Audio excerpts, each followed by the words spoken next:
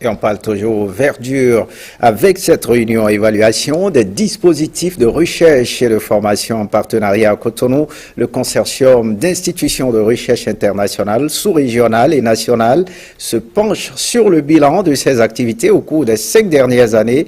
Son défi est de montrer la valeur ajoutée de l'agroécologie pour mieux accompagner les acteurs des systèmes agro-silvo-pastoraux dans la transition écologique. Les échanges se déroulent au siège de l'INRAB, l'Institut national des recherches agricoles. Suivez le reportage. Ceux qui sont invités, qui ne sont pas... Face au défi de la production agroécologique, cette palette de scientifiques mutualise leur approche pour des solutions durables, notamment au système agro-silvopastoraux des zones de savane soudano-sahélienne. À ce rendez-vous de bilan d'activité, des échanges par visioconférence, mais également en présentiel, seront menés entre ces chercheurs venus du Mali, de la Côte d'Ivoire, du Burkina Faso, de la France et du Bénin.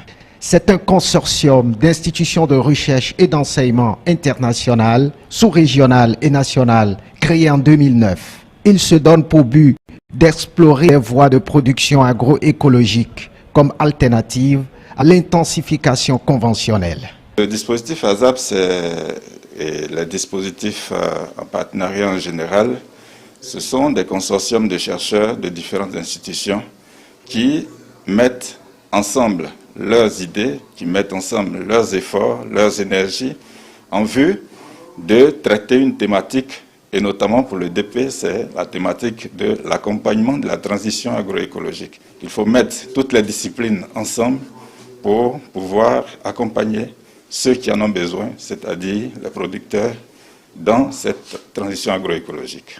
La rencontre de Cotonou offre l'occasion à ces chercheurs de faire le point des acquis et d'évaluer l'efficacité du dispositif ASAP afin de se projeter sur le projet scientifique pour les 5 prochaines années. Voilà, stop et fin des travaux de la